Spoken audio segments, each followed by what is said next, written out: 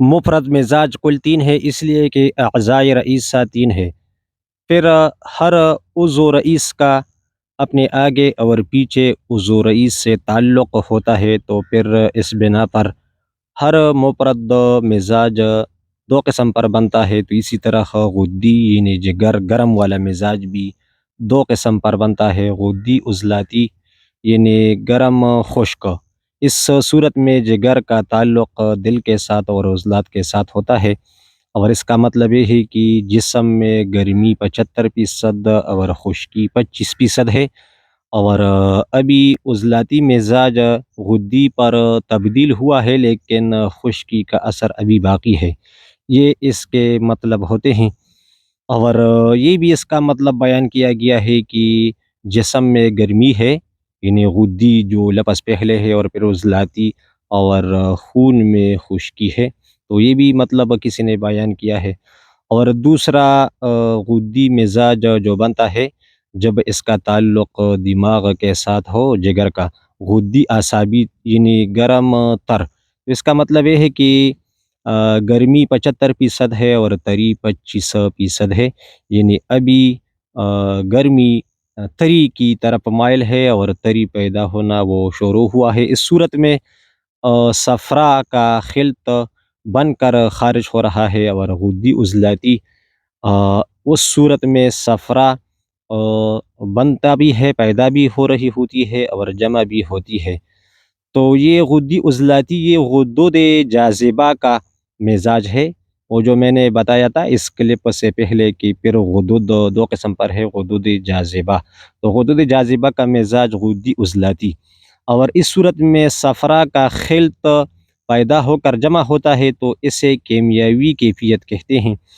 اور دوسرا جو قسم میں نے غدود کا بیان کیا تھا غدود ناقلہ، تو غدی اعصابی غدود ناقلہ کا مزاج ہے، اس لیے کہ میں نے مطلب بتایا کہ غدی اعصابی کا مطلب یہ ہے کہ صفرا پیدا ہو کر خارج ہو رہی ہے، اور خلط کی اخراج کی اس صورت کو مشینی کیفیت کہتے ہیں۔ تو اگر کسی کا مزاج غدی عضلاتی ہو اور اسے کوئی تکلیف ہو، تو غدی اعصابی اس کا پوری طور پر علاج ہے، اس لیے کہ صفرا کا اخراج شروع ہو جاتا ہے، تو وہ تکلیف اور بیماری یا علامت جو بندے کو ہوتا ہے، تو وہ رفتہ رفتہ ٹھیک ہونے کی طرف جا رہا ہوتا ہے۔ اور یہ غدی عضلاتی غدی اعصابی جو میں نے 6 مزاج بیان کیے تھے مرکب، تو یہ ان میں سے 4 نمبر اور 5 نمبر مزاج بنتا ہے۔ اور یہ غدی عضلاتی غدی اعصابی جگر کے دو مزاج مرکب اس لیے بنتے ہیں کہ پہلے میں نے بتایا تھا کہ ہر عضو رئیس پر اور عضو رئیس کے پردے ہوتے ہیں، تو جگر پر پہلا پردہ جو آگے جو عضو رئیس ہے تو وہ دماغ ہے، تو جگر پر پہلا پردہ دماغ کا ہوتا ہے، اور پھر دوسرا پردہ وہ دل کا ہوتا ہے۔ تو دماغ کا پردہ جگر پر اس لیے ہے کہ وہ مطلب جگر آگ نہ پکڑے اور ختم نہ ہو جائے، تو تری کے ذریعے سے دماغ جگر کا آگ کنٹرول کرتا ہے، اور پھر دماغ کے پردے کے اوپر دل کا پردہ ہے، وہ اس لیے کہ کہیں دماغ جگر کا آگ بالکل ٹھنڈا نہ کر دے، اسے پانی میں تبدیل نہ کر دے۔ تو اس طرح یہ تینوں ایک دوسرے کو فوائد بھی پہنچاتے ہیں، اور ایک دوسری کی شر و فساد اور تکالیف و امراض کو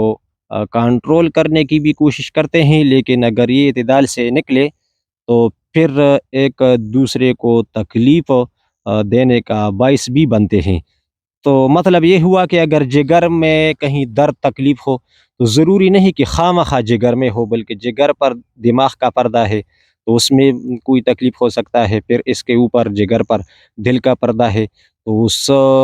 شاید اس پردے میں تکلیف ہو، اور آپ کو لگتا ہے کہ یہ جگر میں ہے، تو مطلب پورا معلومات کرنا چاہیے، اور پورا مزاج وغیرہ یہ مطلب احتیاط کرنا ضروری ہے۔ آج کہ جتنے باتیں تھی ضروری تو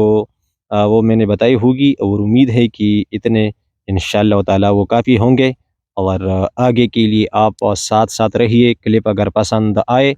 تو اسے لائک کر دیجئے اور دوستوں کے ساتھ شیئر کریں۔ اگر نئے ہو تو سبسکرائب کریں میرا چینل۔